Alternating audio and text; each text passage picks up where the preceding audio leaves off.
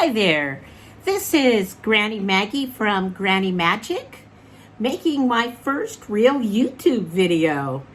And I just wanted to share a few things that you can do during this season of transition with Samhain or Halloween coming up.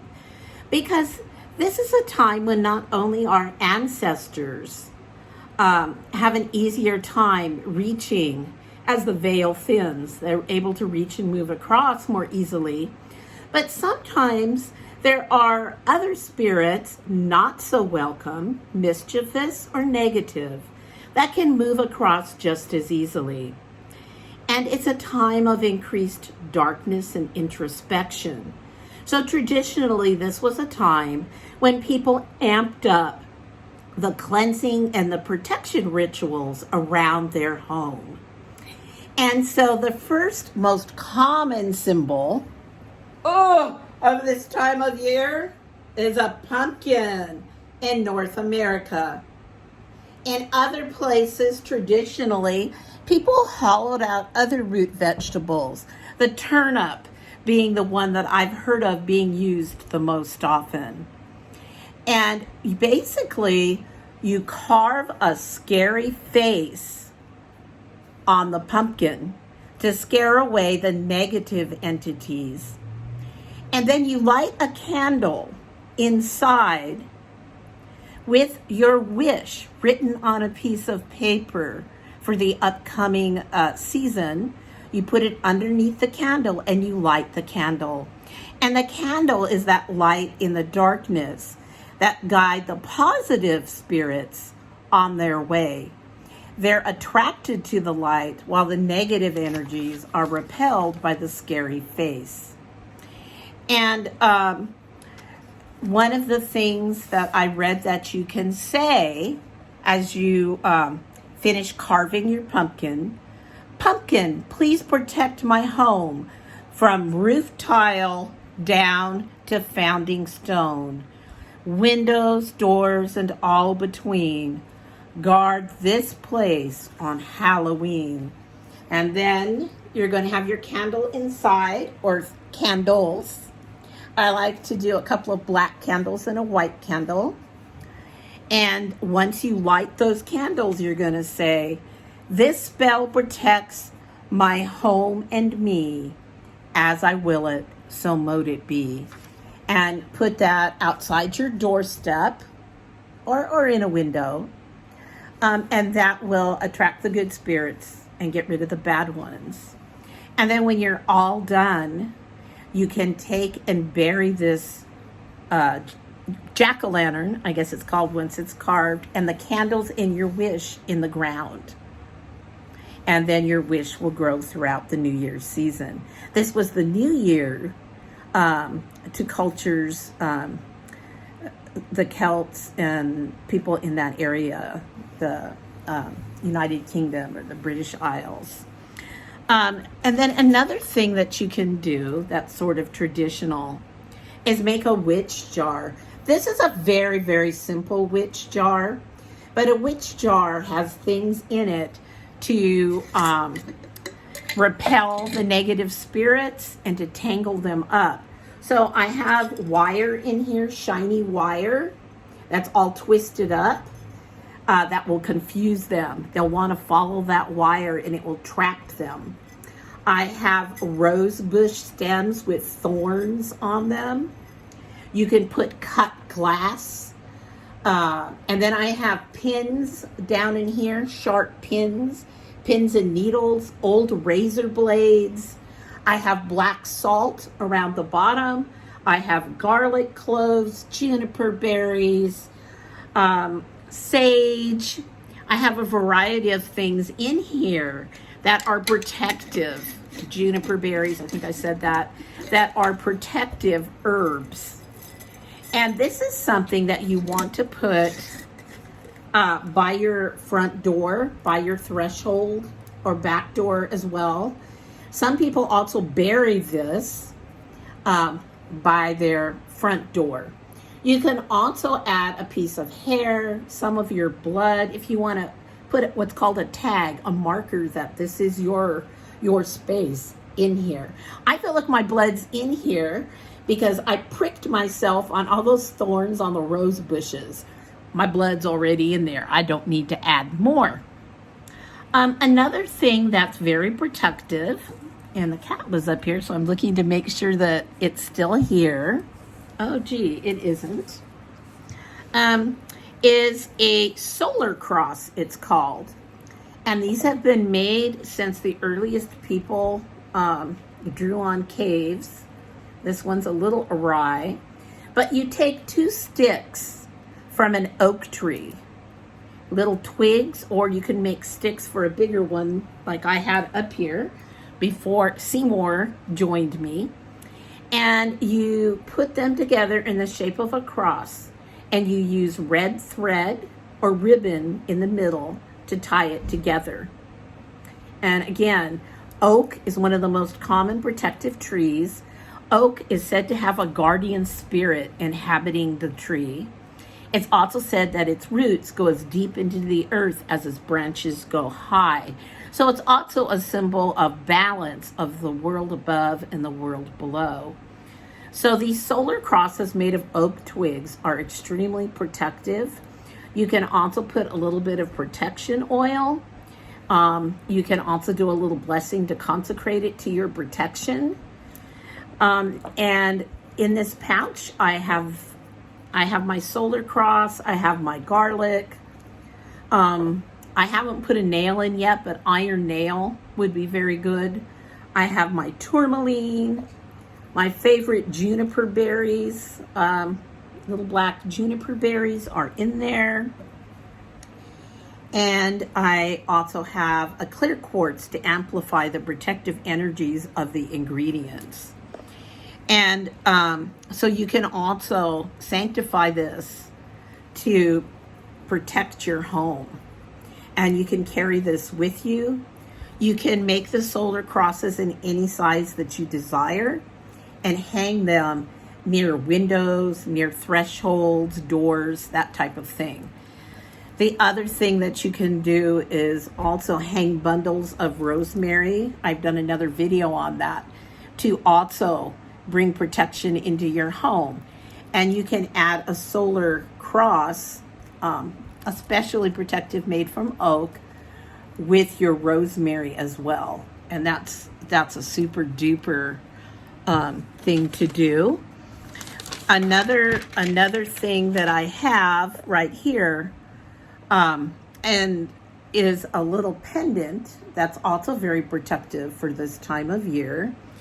And there's so many things that you can put in these little jars: juniper berries, black salt, lavender, rosemary, frankincense.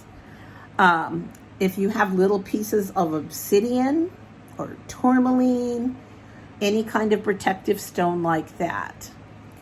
And then you can also touch a dab of protection oil inside. To make sure this doesn't come apart, it's always good to dip it in a little glue and glue that cork in there. And then if you'd like to bless it with a black candle, and drip some of the wax to also form a protective seal around the cork. And these little pendants, they're very, very, very good for protection. And then this is something else that I made. Oh dear, I've got my little cat up here. Hey Seymour, say hi.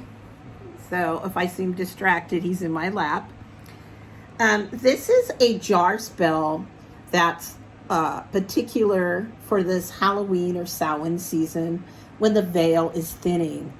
And what we mean when we say the veil is thinning is traditionally this was a time when the harvest was over and the period of light was coming to an end. And for Celts, this marked the beginning of a new year on November 1st. And so it's a transition, sort of a doorway. It's what's called a liminal space. It's not here, it's not there, it's not quite light, it's not quite dark. And anytime we're in an in-between liminal space or time, the spirit world, the other world, is closer to us. So the closer we get to October 31st and November 1st, the more we say that veil is thinning. So this is a special jar spell for this time of year. And most of us don't want to cast out the spirits of our ancestors or our guardian spirits, but we do want to protect ourselves against the negative ones. So in this jar, if you have pumpkin seeds, those are a good addition. I wasn't able to get mine yet. Rosemary, protection, focus, remembrance of those gone by. Cinnamon, which is symbolic of fire and power, to enliven and strengthen the spell in the jar. Clear quartz, which does the same thing and amplifies all the energies in the jar. Tourmaline for protection. And then we have orange stones and crystals to bring that light and that positive energy forward out of the darkness. And so orange calcite is a popular one. Citrine is another positive orange stone. But orange stones and crystals that radiate that light that we're trying to bring as much of as possible forward as we're facing that darkness. And then I just have herbs in here such as mugwort or wormwood to bring forth the spirits that we would like to connect with. Calendula, another way of drawing that light out of the dark and bringing our positive ancestors forward. I also have in here black salt for protection. And what else do I have? I also have my favorite juniper berries for protection in here as well. There's a lot of different things you can add, so you can make them something that's very attractive that you can keep, and it almost becomes like a little mini altar. On any of these jar spells, you can take a black candle, set it on the top of your jar while you're consecrating it for your protection, and light it and let it burn out. And if the wax burns and comes down to seal the jar, all the better. If you're making a seasonal jar such as the Samhain jar, you'll notice I used a jar where I can easily open and close the lid, because once the season is over, I will take anything in here that's biodegradable that I no longer need, and I will probably do this around November 9th or 10th. I give it an extra couple weeks because there's a transitional period, and October 31st, November 1st is just the peak of that energy. And I will bury it. I will cleanse the jar for another season's use, and I will take these crystals and I will reuse the crystals as well. So that's some of the ways that you can draw protection into your home and just outside of your home, and bring forth the positive spirits that you do want to inhabit and communicate with. So one of the things that you can look for is I do have some little protection chants, blessing chants, that type of thing, to empower jars, and you can use on any of these. And you can look on my Instagram, Granny Magick, Margaret Jameson. Be careful to make sure you didn't get an impersonator. My page has lots of followers, 102K, and my videos move. So you can use that as a clue as to whether you found the right Granny Magic Margaret Jameson. But I have posts on there. And after I get this video posted, I will also try to post some of that also below so you can access it easily. So I hope you're really enjoying this very special season.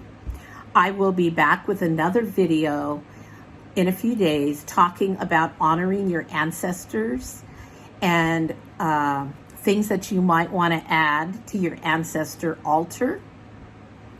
So I look forward to speaking to you about one of my very favorite seasons very soon again.